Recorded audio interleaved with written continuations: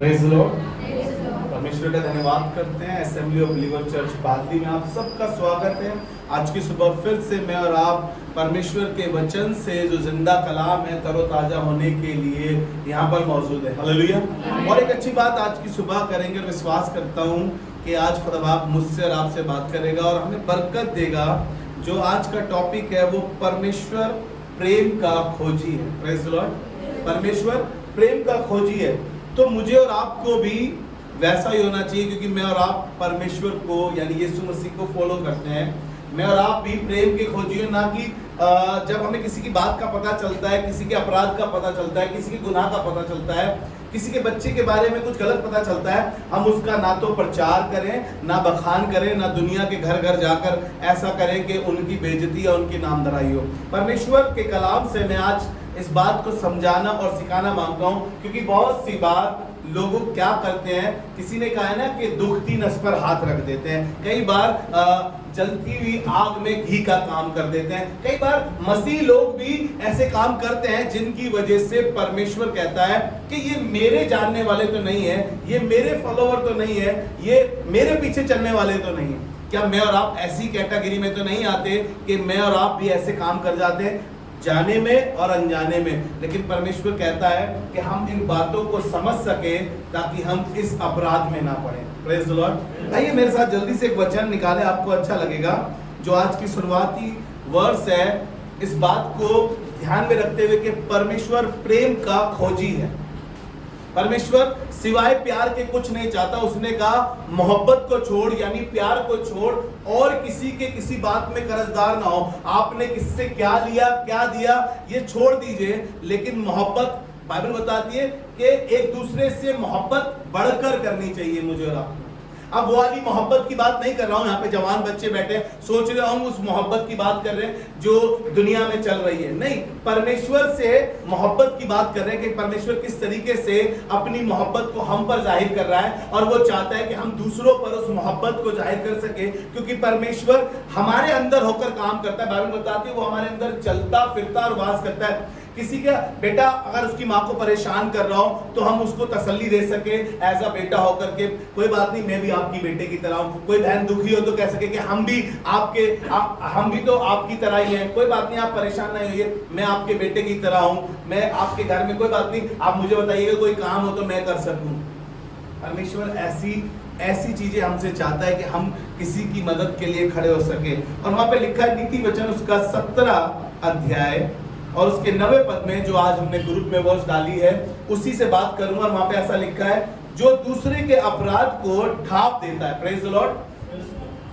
तो दूसरे के पाप को ढांप देता है। क्या मैं और आप ऐसे काम करते हैं? दूसरे के पाप को ढांप देते हैं। फलाने की लड़की, तुम्हें पता है क्या चल रहा है उनके घर में? तुम्हें पता है उनके साथ क्या हुआ है? उनकी लड़की ने क्या किया है? उनका लड़का कितना गंदा है, तुम्हें पता है? हम जा के डोर टू डोर घर पे, दूसरों के घर पे जा के इन बातों को बताते हैं। लेकिन परमेश्वर क्या कह रहा है? जो दूसरे के अपराधों को ढांप देता। देखिए मेरा हैंकी दिख रहा है आपको, मैं आपको दिखाता हूं। मान लीजिए ये मेरा मोबाइल है, ठीक है, ये मेरा मोबाइल है और ये यहां पर रखा है, देखिए, और मैंने इसको ढांप दिया। देखिए आपको दिखाई दे रहा है मेरा मोबाइल? नहीं दिखाई दे रहा ना? तो कहने का मेरा ये मतलब है, बाइबल क्या बता रही है मुझे और आपको? बाइबल क्या बता रही है मुझे और आपको? जो दूसरे के अपराध को ढांप देता है। उजागर ना करिए उसने क्या किया है, उसके घर में क्या हुआ है, उसकी जिंदगी में क्या है, ये उजागर करने की आपको जरूरत नहीं है। परमेश्वर ने आपको इसलिए नहीं बनाया कि आप दूसरे के अपराधों को ढांपते रहे। बाइबल तो नहीं बताती है, लेकिन लोगों ने कहा है कि पहले अपनी गिरबान में तो झांक कर देखो, है ना? हम दूसरे के ऊपर उंगली बहुत जल्दी उठाते हैं। फलाने के घर में देखा है, फलाने की बेटी को देखा है, फलाने के बेटे को देखा है, उसके पति को देखा है, लेकिन अपनी गिरबान में कभी नहीं झांकते। हम भूल जाते हैं कि हमारे साथ किसी ने मोहब्बत करी थी, किसी ने हमें मसीह की मोहब्बत दिखाई थी कि जब हम पापी और गुनहगार थे। बाइबल क्या बताती है? जब हम पापी और गुनहगार थे तभी मसीह हमारे लिए मरा। मालूम है उसके मरने का कारण क्या है? मैं और आप पापी गुनहगार थे और परमेश्वर ने क्या करा? हमारे पापों को ढांप दिया। बाइबल बताती है कि वो हमारे लिए पाप बन गया और हमारे पापों को अपने ऊपर ले लिया। इसे बोलते हैं ढांपना। जो मसीह ने करा, जो सजा मुझे मिलनी थी, जो सजा आपको मिलनी थी, वो यीशु मसीह ने वो सजा को क्या करा, ढांप दिया। उन पापों को जो मेरे और आपके थे ढांप दिया। और आगे लिखी है बड़ी खूबसूरत बात, जो दूसरे के अपराधों को ढांप देता है वह प्रेम का खोजी है। Praise the Lord. परमेश्वर प्रेम का खोजी है। बोलिए अपने पड़ोसी से, आपको मालूम है परमेश्वर ने हमसे ऐसा प्यार किया। बाइबल बताती है कि परमेश्वर ने कैसा प्रेम किया, अपना एक लौता बेटा दे दिया, कुर्बान कर दिया उसे। यह है मोहब्बत। उसने हमारे पापों को ढांपा और वो प्रेम का खोजी बन गया। हालेलुया। लेकिन आगे देखिए खूबसूरत बात लिखी है, जो मैं और आप करते हैं, भला भला भला भला भला, तो दूसरों के घरों में जा जाके, है ना, ये भी उसको पता है, इसको पता है, इसको भी बता दूं, इसको भी बता दूं। लड़के अगर ऐसा काम करते हैं तो कहते हैं यार ये तो औरत है बिल्कुल, यानी कि औरतें ये काम करती हैं। ध्यान से सुनिएगा, आप वो औरतें नहीं होनी चाहिए जो दुनियावी औरतें हैं। समझ रहे हैं आप? जब भी कोई ऐसी बात होती है, अगर लड़का किसी की बात इधर की उधर कर देता है तो वो कहते हैं कि यार इसका तो औरतों वाला पेट है। मालूम नहीं क्यों ये कहावत बनाई है, लेकिन समझने वाली बात है, क्योंकि औरतें ऐसा ज्यादा काम करती होंगी शायद। कहावत माने, मैं नहीं कह रहा हूं, कहावत बता रहा हूं। इसलिए हमारे को दुनियावी लोगों की तरह नहीं बनना है। किसी के घर में अगर आपको मालूम चल जाए कुछ ऐसी बात है जो उसने पर्सनली आपको बताई हो, जो आपको किसी से पता भी चल गई हो, ध्यान से सुनिएगा। लेकिन आपका काम क्या है? आपका काम सिर्फ दुआ करना है, ना कि लोगों के घर जाके ढिंढोरा पीटना है, ना कि आपको लोगों के साथ दुआ करने की जरूरत है, आपको खुद घुटनों पे आके दुआ करने की जरूरत है। इसे बोलते हैं प्रेम का खोजी। अगर हम आगे की वर्ष जब आप पढ़ेंगे तो ऐसा लिखा है जी, पढ़े राखी इसको, परंतु जो बात की चर्चा बार बार करता है, परंतु जो बात की चर्चा बार बार करता है। वाह जी वाह, देखिए कितनी खूबसूरत बात है। बात की चर्चा बार बार करना, इस घर में जाकर बताया, उस घर में जाकर बताया, इस पड़ोसी को बताया, उस पड़ोसी को बताया। अरे जो यहाँ है नहीं, जिनको यहाँ पता नहीं है, उनको भी फोन कर कर बताया। जो बात की चर्चा बार बार करता है वह परम मित्रों में भी फूट करा देता है। वो परम मित्रों में जो गहरी दोस्ती होती है, जो घनिष्ठ दोस्ती होती है, जो घनिष्ठ संबंध होते हैं, उनमें भी क्या काम करता है? वो क्या करता है? फूट करा देता है। फूट करा देता है। बचिए आप। क्या आप ऐसी कैटेगरी में तो नहीं आते? क्या आप ऐसे काम तो नहीं करते? क्या आप ऐसी जगह तो नहीं बैठते जहां का माहौल इतना खराब हो? ढांपना शुरू करें दूसरे की गलतियों को, क्षमा करना शुरू करें। Praise the Lord. जल्दी से एक व्यक्ति से मिलवाता हूं, फिर आपको आगे लेकर चलता हूं। नीति वचन उसका 28 अध्याय, उसका 13 पद पढ़ेंगे। यहाँ पे लिखा है, जो अपने अपराध छिपा रखता है, ध्यान से सुनिएगा, जो अपने अपराध छिपाए रखता है उसका कार्य सफल नहीं होता। Praise the Lord. अगर आप गुनहगार, आपने कोई गुनाह किया है, आप छिपाए बैठे, आपने अपने पेरेंट्स से छुपा लिया हो सकता है, लेकिन आसमान के खुदा से आप कुछ नहीं छिपा सकते। आपके कार्य सफल ही नहीं होंगे। आप जिस काम में हाथ डालेंगे आपको निराशा मिलेगी, आपको असफलता मिलेगी, क्योंकि बाइबल बता रही है, मैं नहीं कह रहा हूं, जो अपने अपराध छिपाए रखता है उसके कार्य कभी सफल। आपको कहना मांगता हूं, ध्यान से सुनिएगा। गुनाह हो जाए, पाप हो जाए, रिपेंट कर लीजिए। बाइबल बताती है मन फिराओ और लौट आओ। अब ये एक चीज जो मेरी जिंदगी में लगती है, जो मैंने सोची और अपनी जिंदगी में अप्लाई करा है, वो बात ये है कि जो पाप होता है ना, वो जाने अनजाने में होता है। कोई गलती होती है वो जाने अनजाने में होती है, लेकिन बार बार होती है, वो गलती नहीं होती, वो आदत होती है। ध्यान से सुनिएगा, फिर से बता देता हूं आपको। जो गलती हमसे हो गई, हमने उसकी क्षमा मांग ली, हमने कई बार पापा सॉरी, आज के बाद नहीं होगा, अब से नहीं करेंगे, अब से इस दोस्त के साथ नहीं रहेंगे, अब से इससे बात नहीं करेंगे, अब इस जगह नहीं जाएंगे। लेकिन फिर से सेम बात, फिर से सॉरी मांगी, फिर से सेम बात बोली, फिर से वही काम करा, फिर से सॉरी बोली, तो ये गलती थोड़ी हो गई, ये तो आदत हो गई है। और आदत के लिए बड़ा मुश्किल होता है। लत लग गई, किसी की आदत लग गई, उससे छूटना। इसलिए गलती को मान लीजिए, और गलती के बाद आप गलती पे गलती कर रहे हैं तो आप अपराध कर रहे हैं, आप अपने पापों को छिपा रहे हैं और आपके कार्य सफल नहीं होंगे। जी पढ़े इसको आगे। और परंतु जो उनको मान लेता है, ध्यान से सुनिएगा, कौन? जो अपने अपराधों को मान लेता है, अपनी गलतियों को मान लेता है, अपने गुनाहों को मान लेता है, कहता है पापा मुझसे गलती हो गई, आज के बाद नहीं पीऊंगा ये गंदे पदार्थ अब नहीं छूंगा मैं, भाई साहब अब की बार मैं चर्च मिस नहीं करूंगा, मैंने तो गुस्से में कर लिया, मैंने तो ऐसी वजह से कर लिया, मैं थोड़ा चिढ़ गया था, मुझे किसी ने ऐसा कह दिया था, आपने मुझसे वो काम नहीं कराया ना, इस वजह से। छोड़ दीजिए, क्योंकि कह रहा है जो अपनी गलती को मान लेता है और उन्हें छोड़ भी देता है, उस पर दया की जाएगी। हालेलुया, उस पर दया की जाएगी। दाऊद ने गलती करी, सबको मालूम है बहुत अच्छे से। दाऊद ने बहुत भारी गलती करी, यूरिया की पत्नी को अपनी पत्नी बनाने की पूरी प्लानिंग कर ली, उसने छत पे टहलते हुए देखा, उसने बुलाया, कुकर्म करा, गलती कर ली और अपने पाप को छिपा लिया। यूरिया को बोला अपने घर चला जा। वो कह रहा भाई मैं जंग में हूं, मैं अभी लड़ाई चल रही है, मैं अपने घर पे क्या करूंगा। अपने पाप को छिपाने के लिए दाऊद ने बड़ी प्लानिंग करी, बड़ी योजना करी। लेकिन आपको पता है, मेरे साथ निकाल के पढ़े दूसरा सैमुएल उसका 12वां अध्याय उसका 13वां पद। मैं सिर्फ आगे की बात आपको बताऊंगा। इसने गलती करी और बहुत सारे गुनाह इसकी जिंदगी में हो गए। और नातान नबी एक बार दाऊद के पास गया, परमेश्वर ने नातान नबी से बातें करी और नातान नबी को बोला देख दाऊद ने ऐसा ऐसा गुनाह किया, ऐसा ऐसा पाप किया है। नातान नबी ने दाऊद को जाकर बोला देख एक कमजोर व्यक्ति था और एक बलवान व्यक्ति था। उसने क्या करा, उसकी बहुत सारी बलवान की बहुत सारी भेड़ बकरियां थी, लेकिन उसने क्या करा, जो गरीब था, जो मोहताज था, उसकी एक ही थी और उसको बलिदान कर दिया उसने। दाऊद को बड़ा गुस्सा आया। दाऊद ने कहा ऐसा कौन है मेरे राज्य में, मुझे बताओ, मैं उसके साथ ये करूंगा। नातान ने बोला भाई वो तू है जो तूने ऐसा किया है। दाऊद को मालूम चला दाऊद ने बहुत बड़ा गुनाह किया है, बहुत बड़ा पाप किया है, परमेश्वर उसके खिलाफ में हो गया, परमेश्वर की तलवार उसके खिलाफ में चलने पर है।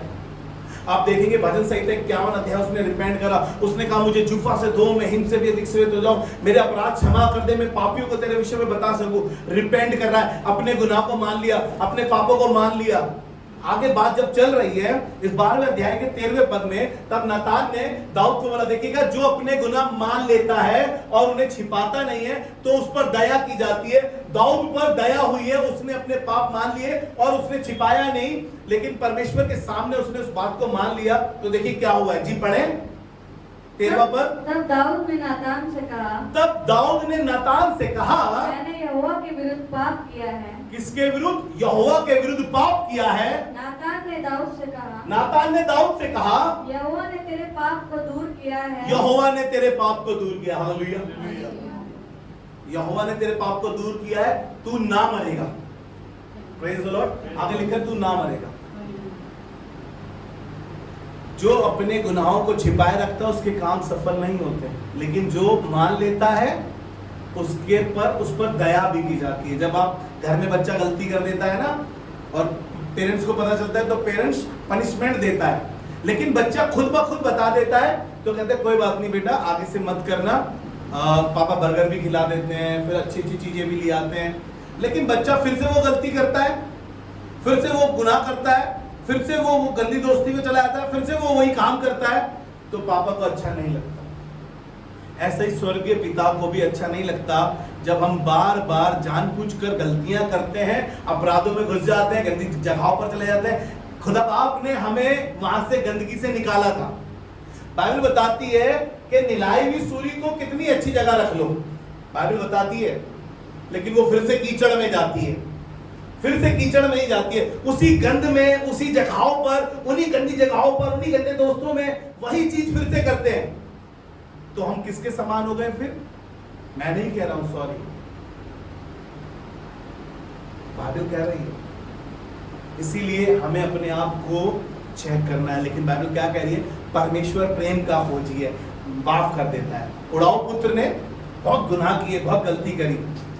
लूका 15 अध्याय उसके 13वें पद से जब हम पढ़ेंगे, बहुत बार हमने स्टोरी को सुना है, फर्क फर्क तरीके से सुना है, मेरे मुंह से सुना है, लोगों के मुंह से सुना है आपने, लेकिन आज फिर से इसको थोड़ा सा और फर्क तरीके से समझने की कोशिश करते हैं, क्योंकि परमेश्वर प्रेम का खोजी है। हम बात कर रहे हैं इस बात की, परमेश्वर हमारे अपराधों को, हमारे गुनाहों को ढांप देता है और हमें फिर से मौका देता है कि हम फिर से नई चाल चलें। हालेलुया। तो 13वें पद को जब हम पढ़ते हैं, बाइबल बताती है इस व्यक्ति ने अपने पिता से अपनी संपत्ति का हिस्सा मांगा। बाप के मरने से पहले संपत्ति का हिस्सा पहले तो कभी नहीं होता था, लेकिन इसने लिया और 13वें पद में लिखा है कि ये अपने सब कुछ बटोर के दूर देश को चला गया, और लिखा है 13वें अध्याय में 13वें पद में कि इसने कुकर्म में सब कुछ उड़ा दिया। ध्यान से सुनिए, किसमें?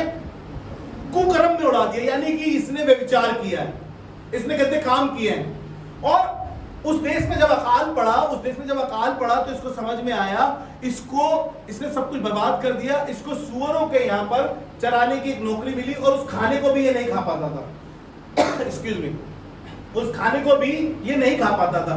तब इसको याद आया। अब पढ़ेंगे हम 17 पद से पढ़ेंगे इसके, लूका उसका 15 अध्याय उसका 17 पद से पढ़े। तब इसे याद आया और कहने लगा, जब वह अपने आपे में आया। किसमें आया? अपने आपे में आया। उसकी बुद्धि चली, उसको समझ में आई मैं गुनहगार पापी इंसान हूं। तो उसने क्या कहा? तब कहने लगा मेरे पिता के कितने ही मजदूरों को भोजन से अधिक रोटी मिलती है जी, और मैं यहाँ भूखा मर रहा हूँ। हाँ, मैं उठकर अपने पिता के पास जाऊंगा और उससे कहूंगा कि पिताजी मैंने स्वर्ग के विरुद्ध में और तेरी दृष्टि में पाप किया। यानी कि इसने अपने पापों को मान लिया। बाइबल क्या बता रही है? 28 अध्याय नीति वचन उसका 13 पद जब हम पढ़ रहे हैं, जो अपने अपराध छिपाए रखता है उसके काम सफल नहीं होते, लेकिन जो मान लेता है उस पर दया की जाती है। हालेलुया।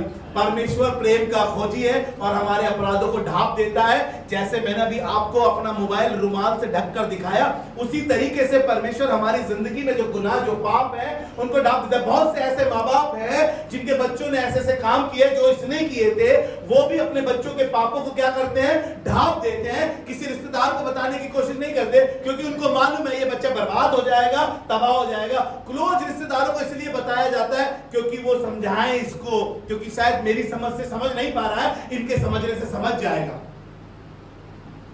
और वही काम परमेश्वर ने हम लोगों को सिखाया है, ना कि उजागर करे, ना कि ढंडोरा पीटे, ना ढोल बजाए, घर घर जाके इन बातों का किसी के बच्चे की बदनामी का कारण ना बने हम।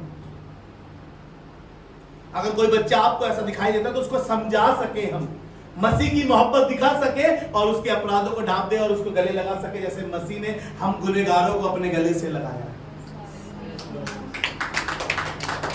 और लिखा है कि ये इसके मन में आया और कहने लगा मैं बाप के घर जाऊंगा, कहूंगा मैंने स्वर्ग के विरुद्ध में, आपके विरुद्ध में पाप किया है और मैं इस लायक नहीं हूं कि आपका बेटा कहलाऊं। मुझे एक मजदूर की हैसियत से रख ले, एक नौकर की हैसियत से रख ले, क्योंकि अब मैं अपना हिस्सा भी ले चुका हूं और अपराध भी कराया हूं, व्यभिचार भी कराया हूं, गुनाह भी कराया हूं। एक नौकर की हैसियत से रख ले। लेकिन बाप की मोहब्बत, क्योंकि वो प्रेम का खोजी है, बाइबल बताती है ये सोच ही रहा था और जब ये अपने घर की ओर चल रहा था, लिखा है दूर ही था, बाप ने इसे गले से लगाया, फिर से इसको अच्छे अच्छे वस्त्र पहनाए, अंगूठी पहनाई, जूतियां पहनाई, क्योंकि गुलामों के पैर में, फिर से बता रहा हूं, जूतियां नहीं हुआ करती थी। जूती दिखाती है कि ये आजाद है, परमेश्वर का माफ किया हुआ है। हालेलुया। और परमेश्वर ने गले लगाया। परमेश्वर प्रेम का खोजी है और परमेश्वर ने उसके सारे गुनाहों को ढांप दिया। वो बाप कोई और नहीं, वो परमेश्वर है। आज भी वो मेरे और आपके गुनाहों को ढांप देता है, जो गुनाह मैंने और आपने किया। लेकिन मैं फिर से कहना मानता हूं, आप पाप पर पाप ना करें, क्योंकि आपकी आदत हो गई होगी। फिर आप पाप नहीं कर रहे, आप गलती कर रहे हैं और गलती गुनाह कर रहे हैं। आप में कहूंगा, क्योंकि आप बार बार एक ही काम कर रहे हैं, आपकी आदत हो गई है, आप यूज्ड टू हो गए उन चीजों के। फिर इसका मतलब, चलिए मैं जल्दी से आपको आगे ले चलता हूं और परमेश्वर ने किस तरीके से प्रेम का खोजी हुआ और अपराधों को, पापों को ढांप दिया। एक स्त्री के विषय में आपको जल्दी से बताऊंगा। यूहन्ना रचित सुसमाचार उसका 8 अध्याय और उसके 3 पद से लेकर 11 पद तक इस कहानी को हम देखते हैं। एक व्यभिचारिणी स्त्री है, यूहन्ना रचित सुसमाचार उसका 8वां अध्याय और उसके 3 पद से। एक व्यभिचारिणी स्त्री है, इसने गुनाह किया है, इसने पाप किया है, और लिखा है कि मूसा की शरीयत के हिसाब से, मूसा की व्यवस्था के हिसाब से इसको पथराव करके मार दिया जाए। और यीशु मसीह मंदिर में उपदेश देकर आए थे और लोग उसको यीशु मसीह के पास लाए और कहने लगे, हे गुरु, मूसा की व्यवस्था में लिखा है कि इसको पथराव करके मार दिया जाए क्योंकि ये स्त्री व्यभिचार करती हुई पकड़ी गई है। व्यवस्था पक्की थी उस समय पे, और जो व्यवस्था को तोड़ेगा उसको गुनाह, उसके गुनाह की वजह से उसको सजा मिलेगी। और मूसा ने लिखा था कि पत्थर करके इसको मार दिया जाए, और गोलधारे में उस पापन स्त्री को रख दिया। लेकिन आपको पता है परमेश्वर ने उसके पाप को कैसे ढांप दिया? आपको पता है परमेश्वर ने क्या किया? बाइबल बताती है, जब आप इस स्टोरी को पढ़ेंगे, लिखा है परमेश्वर ने कहा, तुम में से जो निष्पाप हो, जिसने कोई पाप ना किया हो, जिसने कोई गुनाह ना किया हो, पहला पत्थर इसको मारे। आपको पता है दूसरे शब्दों में वो प्रेम का खोजी है, और उसने क्या किया? उसने उस स्त्री के पाप को ढांप दिया। आपको पता है हुआ क्या? लिखा है छोटे से लेकर बड़े तक सब चले गए और कोई उस पे पत्थर नहीं मार सका। यीशु उंगली से लिख ही रहा था। इस स्त्री से पूछा, क्या किसी ने तुझ पर दंड की आज्ञा नहीं दी? स्त्री ने बोला, किसी ने नहीं। यीशु ने कहा, जा, मैं भी तुझे पे दंड की आज्ञा नहीं देता। लेकिन एक बात कही यीशु ने, फिर से पाप। आपको मालूम है क्यों कहा? क्योंकि देख बेटा, पाप किया है तूने, आदत ना बना लेना इसको अपनी। यूज्ड टू मत हो जाना इस काम के। तू, मैं माफ तो कर रहा हूं, लेकिन तुझे ये भी कह रहा हूं कि फिर से ये पाप ना करना, क्योंकि मैं गलती माफ कर रहा हूं, आदतें नहीं। हमारी हैबिट हो जाए उन चीजों को करने की। परमेश्वर हमारे पाप को ढक तो रहा है, लेकिन हम फिर से पाप करते जाए, फिर से गुनाह करते जाए, फिर से उन्हीं चीजों में घुस जाएं, तो हमारी आदत हो जाएगी। इसलिए उन गंदी आदतों से, उन गंदे दोस्तों से, उन गंदे संबंधों से, उन गंदी आदतों से जो आपको लत के समान लग गई है, परमेश्वर रिहा तो करना मांगता है। आपके पाप को ढकना तो मांगता है, ढांपना तो मांगता है। क्या आप उसमें शामिल हैं? क्या आप फिर से वो अपनी आदत तो नहीं बना रहे हैं उसको? जल्दी से मेरे साथ निकालें मीका की पुस्तक, उसका 7वां अध्याय, उसका 18वां पद। तेरे समान ऐसा परमेश्वर कहाँ है? ध्यान से सुनिएगा, हम सीख रहे हैं परमेश्वर प्रेम का खोजी है, और यहाँ पर मीका नबी ऐसा लिख रहा है, कह रहा है, तेरे समान ऐसा परमेश्वर कहाँ है? कहाँ है? जो अधर्म को क्षमा करे। ओहो, हालेलुया। कह रहा है जो अधर्म को क्षमा करे, यानी कि जो संसारिक ईश्वर हैं, जो संसार में ईश्वर बने बैठे हैं अपने आप में, जिसको हम कहते हैं हमारे घर के ये भगवान हैं, हमारे लिए तो हमारे चाचा भगवान के समान हैं, हमारी मम्मी, हमारे पापा, व्हाटएवर, कुछ भी हो, वो जिसको भी अपना भगवान मानते हो, जिसको भी अपना परमेश्वर मानते हो। लेकिन बाइबल कह रही है, और लिखने वाला इस बात को कह रहा है कि तेरे समान पर ऐसा परमेश्वर कहाँ है जो अधर्म को क्षमा करे और अपने निज भाग के बचे हुए के अपराध को ढांप दे। हालेलुया। क्या करे? अपने बचे हुए निज भाग के लोगों के अपराध को ढांप दे। जो दूसरे के अपराध को ढांप देता है वो प्रेम का खोजी होता है। और परमेश्वर ऐसे काम करता है, वो अपने लोगों के, अपने उन निज लोगों के जिनसे वो मोहब्बत करता है, उनके अपराधों को, उनके पापों को ढांप देता है। अगर हम यीशु को फॉलो करने वाले हैं तो हमें भी यही करना है। अपने लोगों को जिनसे हम मोहब्बत करते हैं, जिनके साथ हमारे संबंध हैं, हमारे घरेलू रिश्ते हैं, हमारी कलीसिया के हो सकते हैं, हमारे परिवार के हो सकते हैं, हम उनको आदतों को माफ मैं भी नहीं करता हूं, लेकिन मसीह की मोहब्बत में वो आदतें भी मुझे कई बार क्या करनी पड़ती है? माफ करनी पड़ती है। क्योंकि मसीह की मोहब्बत हमें विवश करती है, और मसीह की मोहब्बत हमें बताती है, तू तो इतना बड़ा पापी था, मैंने तुझे माफ नहीं किया। क्या तूने गलती नहीं करी? तू बता। कई बार अपने आप को उसका कड़े में खड़ा करिएगा और खुदा के सामने खड़े होकर कहिएगा, खुदा बाप, मैं अपनी गिरबान में झांक कर बोलता हूँ, मैंने कोई गुनाह नहीं किया। उस दिन खुदा बाप ऐसा टीवी तुम्हारे सामने चलाएगा, ना तो जिसमें झिलमिल आ रही होगी और ना कोई मेमोरी खराब हो रही होगी, और तुम कहोगे ये बात तो किसी को पता भी नहीं थी, ये तो मैं बड़े गुप्त में करा था, ये तो उतने साल पहले की है, और यहाँ पर तो कोई था ही नहीं, ये लोग तो थे ही नहीं जिनको मैं अब देख रहा हूँ। खुदा बाप बताएगा, मैंने उस दिन भी तुझे माफ किया था, मैंने उस दिन भी तुझे क्षमा किया था। तेरे अपराध इतने गंदे थे, बाइबल बताती है कि परमेश्वर दंड की आज्ञा फुर्ती से नहीं देता। ध्यान से सुनिएगा, जब हम स्वबोधेशक पढ़ते हैं वहां पे लिखा है कि परमेश्वर दंड की आज्ञा फुर्ती से नहीं देता, यानी कि मन फिराव का अवसर देता है।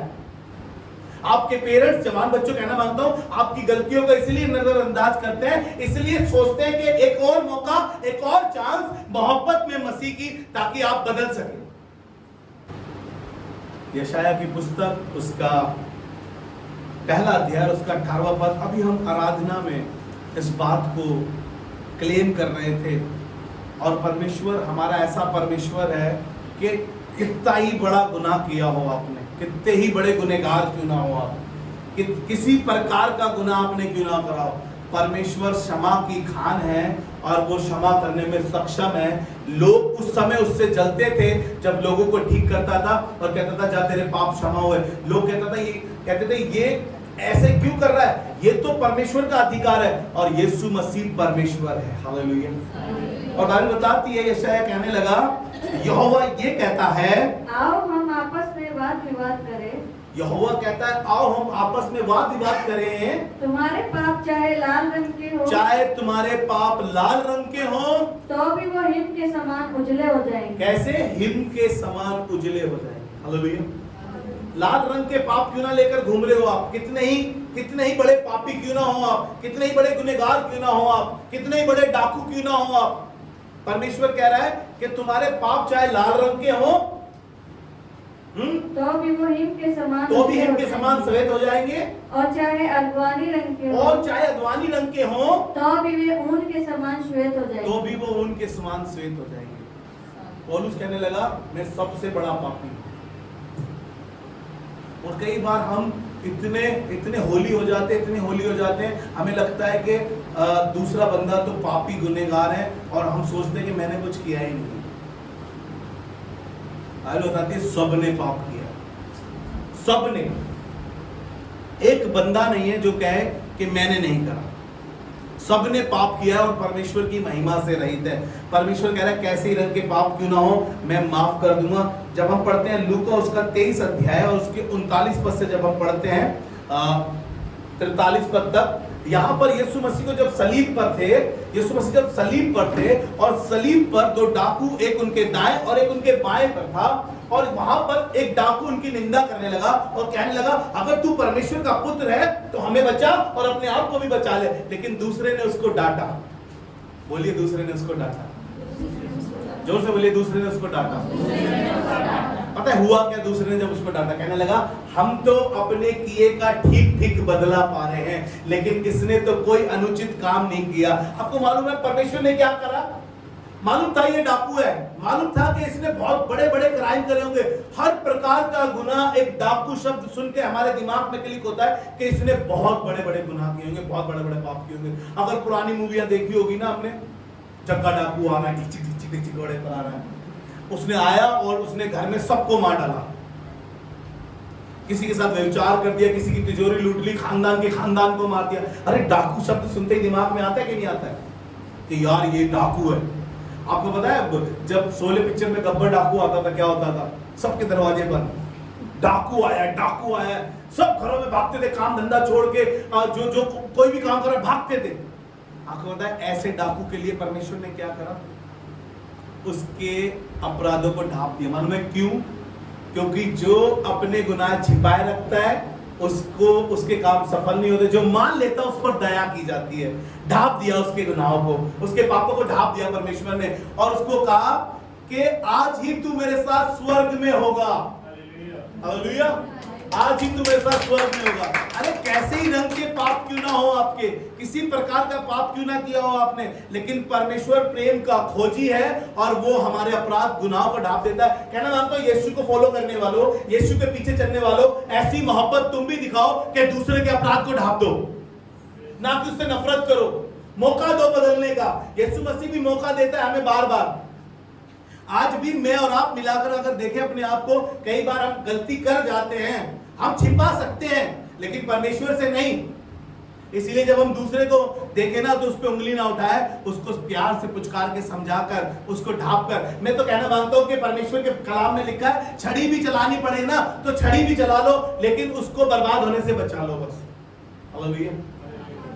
मोहब्बत दिखाएं मसीह की, क्योंकि मसीह ने हमें इसलिए रखा है कि हम मोहब्बत दिखा सकें। इफिसियों उसका 4 अध्याय और उसका 32 पद। एक दूसरे पर कृपालु और करुणामय हो। ध्यान से सुनिएगा, अब परमेश्वर मुझे और आपको बता रहा है, जैसा वो करुणा निधान परमेश्वर है, जैसा वो दयालु परमेश्वर है, जैसा वो कृपालु परमेश्वर है, अब वो मुझे और आपको कह रहा है। जी पढ़े दोबारा से।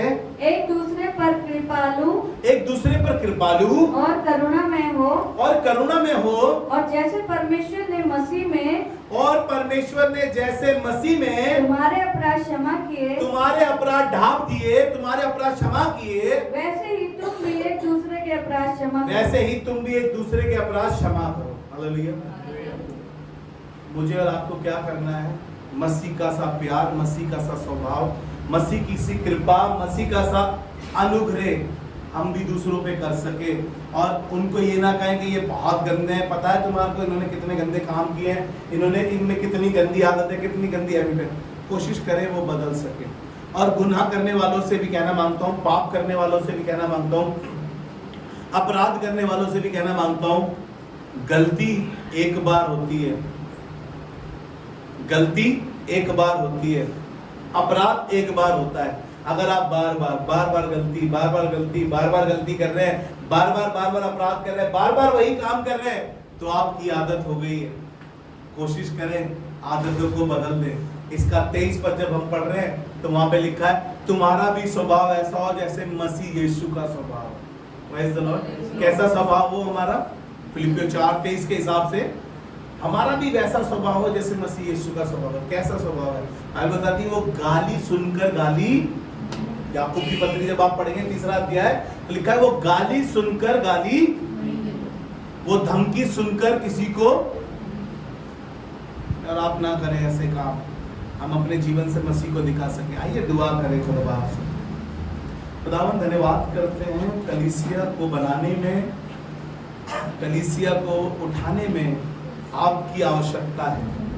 हमें बनाने के लिए प्रभु धन्यवाद। हमें जैसा तूने बनाया हम वैसे बन सके। प्रभु हमारी मदद कर। खुदा हम इस संसार में रहते हुए तुझे रिप्रेजेंट कर सके और तेरे कामों को कर सके।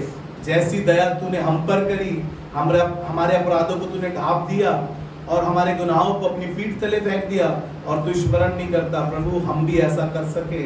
हमारी मदद कर कि हम दूसरों तक तेरी मोहब्बत को पहुंचा सके।